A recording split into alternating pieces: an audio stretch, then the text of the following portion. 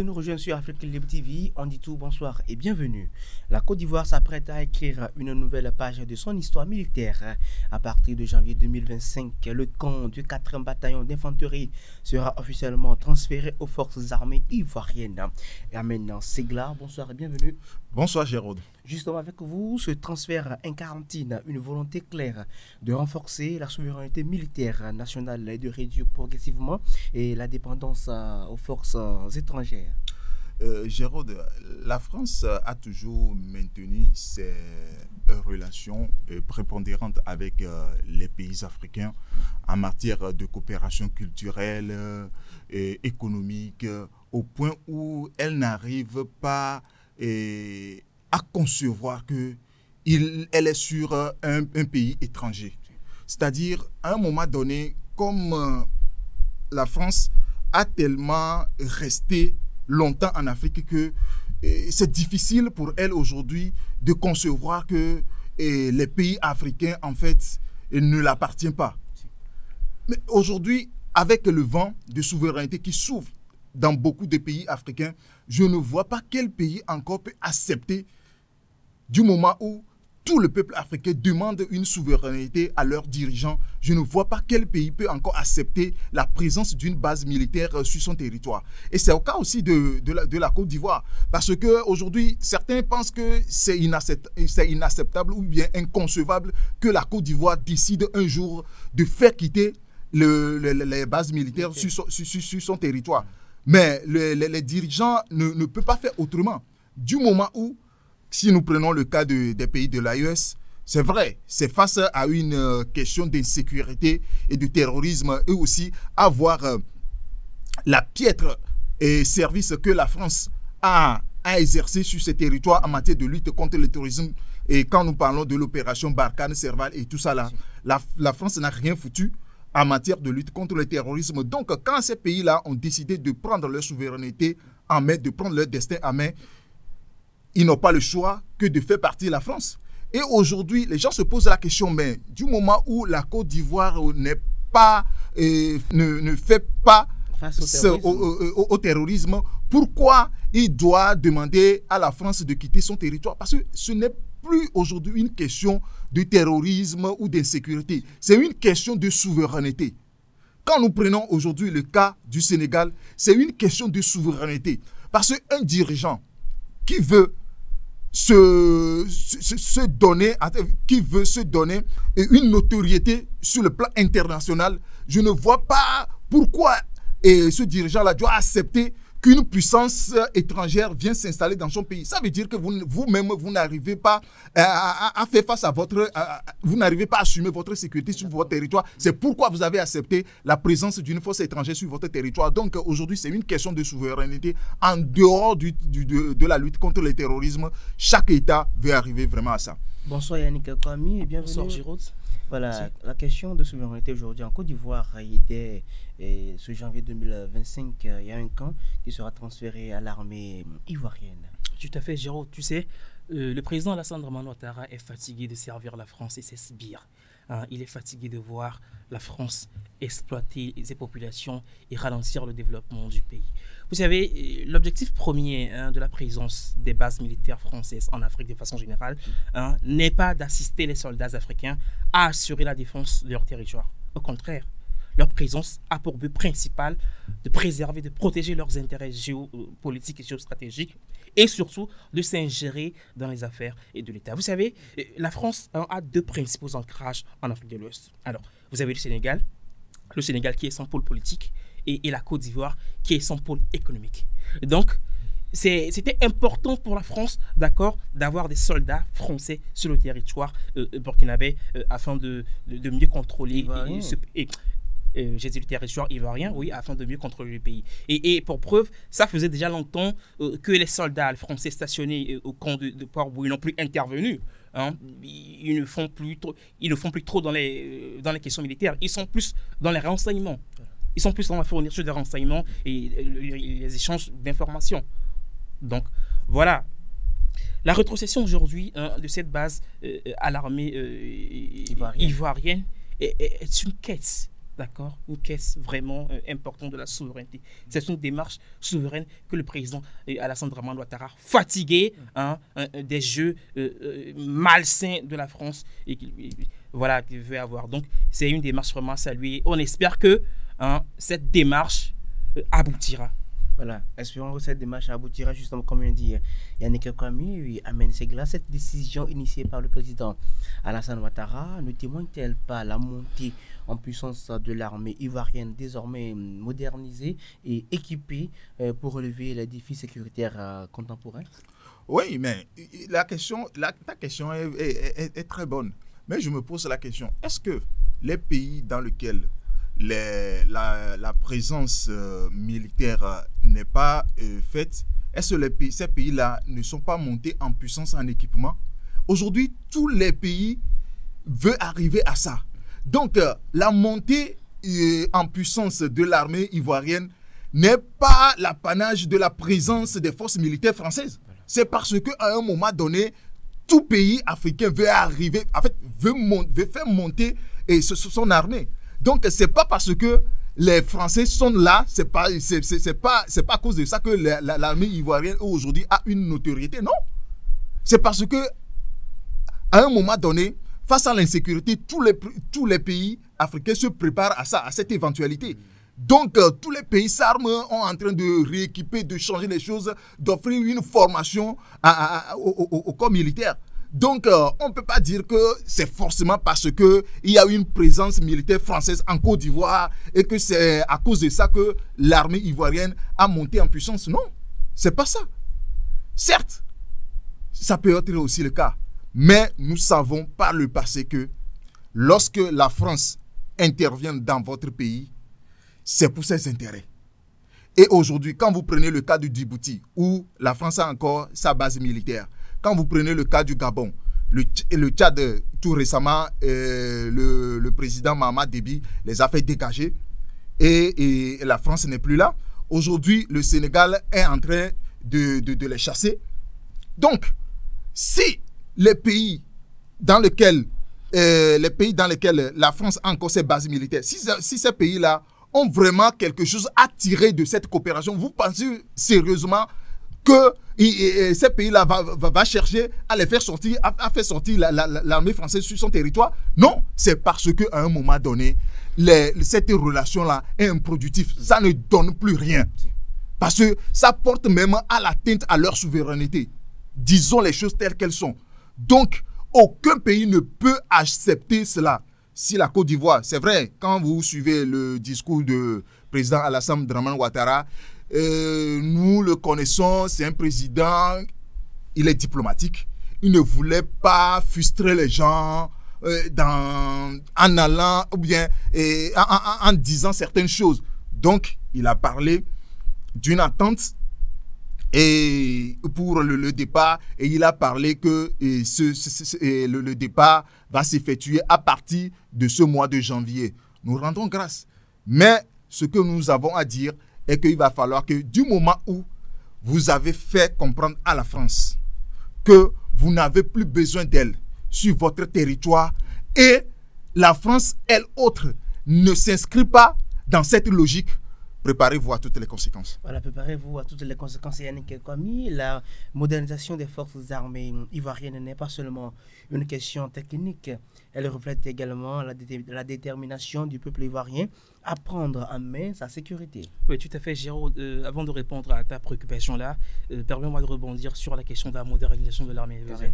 Et tu sais, sous la présidence plutôt du président Alassane Dramane Ouattara, l'armée burkinabé est montée en puissance. L'armée ivoirienne. L'armée ivoirienne est montée en puissance.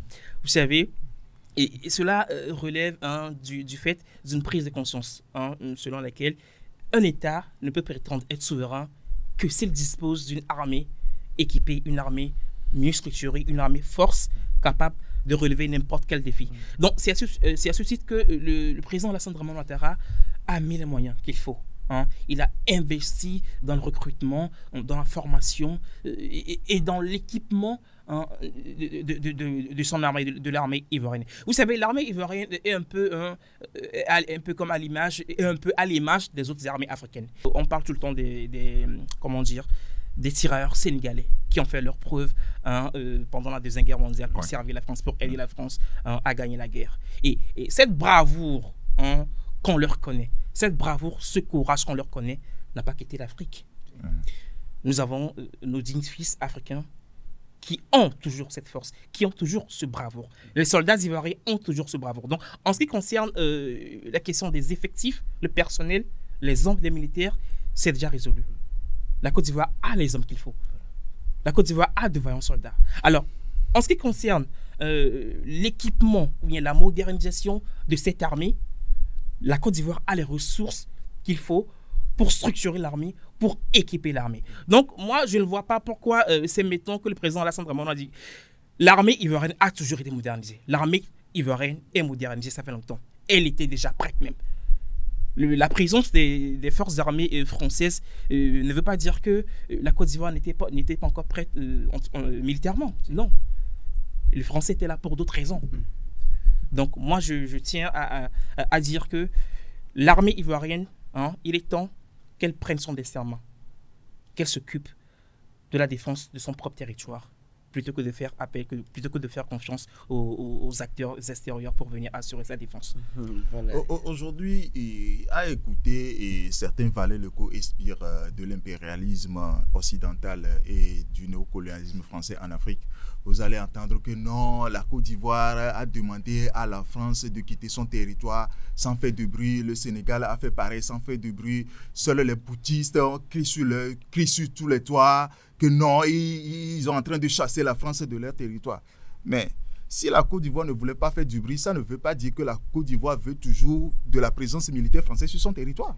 Quand la Côte d'Ivoire a choisi l'instant où la France a beaucoup de problèmes en Afrique et la Côte d'Ivoire a choisi ce moment-là pour annoncer ce départ de troupes françaises, ça a tout son mot à dire. Ça veut dire que, et ça dit, partout où la France a installé sa base militaire, la France est vomi dans ces pays-là. Donc la Côte d'Ivoire ne voulait pas avoir sa population sous le dos parce que le peuple africain ne veut plus de la présence militaire française sur leur territoire en Afrique.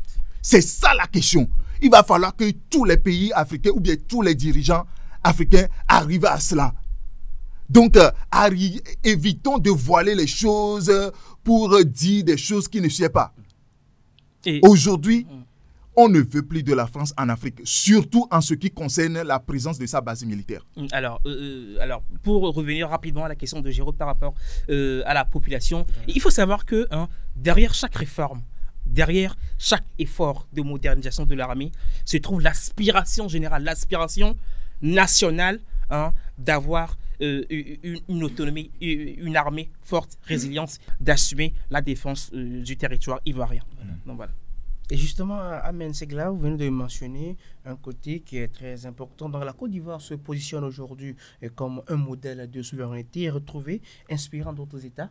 Oui, parce que aujourd'hui, chaque pays qui décide d'être souverain et qui pose des actes qui va dans des actes qui vont dans ce sens. Aujourd'hui, c'est devenir quelque chose d'inspirant pour les autres pays, d'emprunter ce même pas. Parce que aujourd'hui, je vous l'ai dit, tous les pays africains, en fait, quand on prend la population africaine en général, tout le monde veut une souveraineté pour son État. Et je ne vois pas quel type de souveraineté nous voulons en acceptant les forces étrangères sur nos territoires, comme si nous sommes incapables de nous protéger nous-mêmes au cas où nous serons agressés. Aujourd'hui, 60 ans après l'indépendance, ou plus de 60 ans après l'indépendance, nous ne pouvons pas accepter ce deal-là. On peut coopérer dans d'autres domaines économiques, culturels et tout, mais sur le plan militaire, parce que quand vous confiez votre sécurité à une puissance étrangère, ça veut dire que vous-même, vous n'êtes pas capable de vous assurer sur le plan sécuritaire. Et c'est dangereux pour vous. Parce que lorsque vous serez attaqué, vous devez faire recours à la sous-traitance.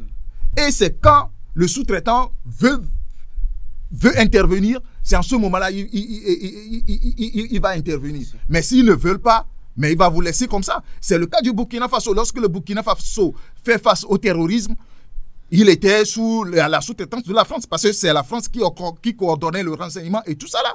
Mais regardez dans quel état le Burkina Faso était avant que le capitaine Ibrahim Traoré ne vienne au pouvoir. Donc ce cas-là doit être un cas, une leçon pour tous les autres États. Donc pour répondre à ta question, l'action que vient de poser le président Alassane Dramane Ouattara, ça doit faire cas d'école pour les autres États. Parce que par le passé, Yannick l'avait dit tout à l'heure, la France prenait la Côte d'Ivoire comme une pôle économique et le Sénégal comme une pôle politique. Alors, si aujourd'hui, la Côte d'Ivoire ne voulait plus de la France contre en fait, c'est ce à quoi beaucoup de personnes ne s'attendaient pas. Ça veut dire que les dirigeants ont des informations que nous, peut-être, nous n'avons pas.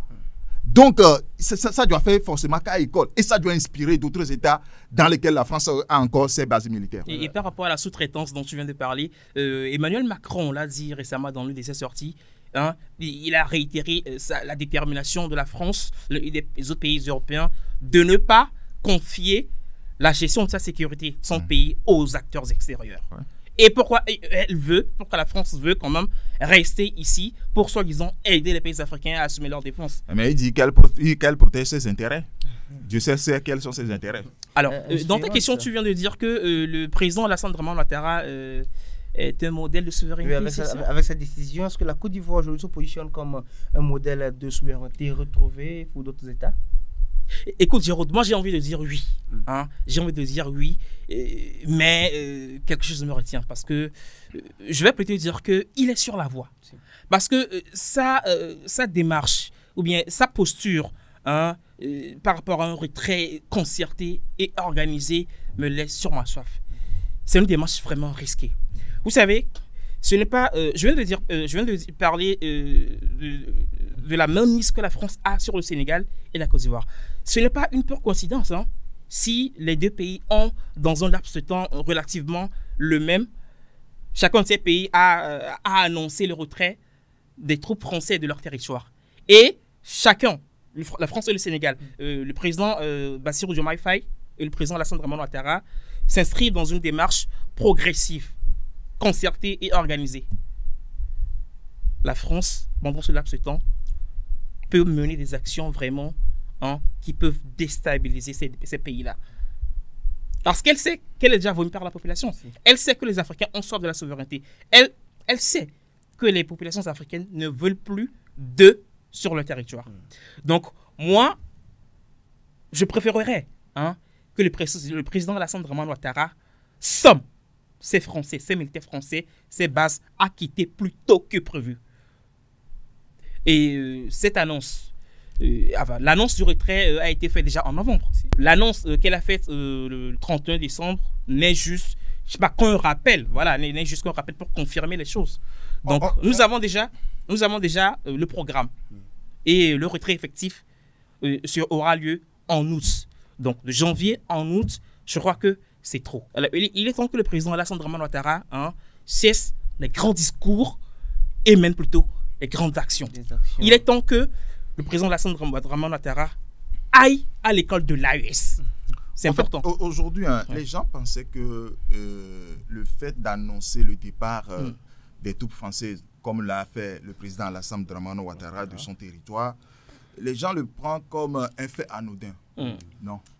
Si un président a pris le temps d'annoncer dans un discours à l'entame d'une année une opération, ça veut dire que cette opération revêt une importance capitale.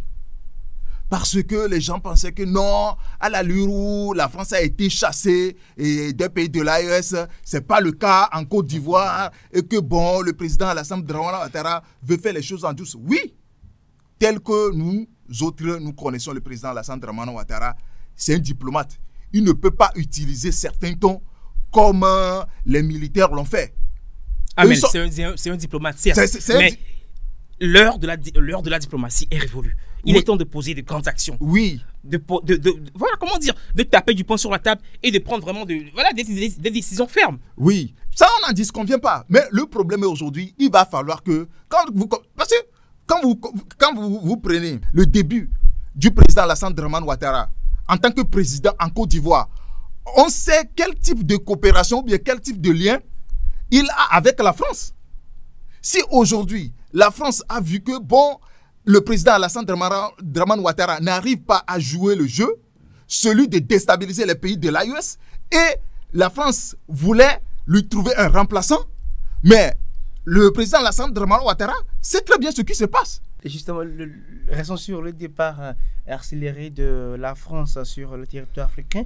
Il revient désormais à tous les Ivoiriens de soutenir cette initiative et réclamer l'accélération du retrait des bases militaires hexagonales, Yannick. Oui, la population a sa carte à jouer. On l'a toujours dit sur ce plateau que la population, vraiment, elle ne doit pas se laisser impressionner par les magouilles de la France. Elle ne doit pas se laisser entraîner par sérieux. Au contraire, elle doit soutenir ces actions-là, ces actions de ses dirigeants. Vous savez, la France, Ahmed vient de le dire, elle sait qu'elle est en train d'être vomie partout en Afrique. Récemment, j'ai suivi un reportage sur un des médias impérialistes. Et qu'est-ce qu'il disait? Que la rétrocession du 43e BIMA est vraiment un coup dur pour les Ivoiriens, vu que au Port Boué, vu qu'il y a des soldats français, et ils constituaient vraiment une source importante de revenus aux commerçants qui sont là. Pourquoi? C'est juste pour influencer les populations ivoiriennes à dire que ce que leurs dirigeants sont en train de faire, c'est du n'importe quoi, que les dirigeants ne les aiment pas. Ils essaient de remonter les populations contre leurs dirigeants. Et les populations ivoiriennes doivent vraiment savoir, elles doivent faire un effort pour ne pas entrer dans ces jeux malsains. Donc, je le répète, elles ont leur carte à jouer.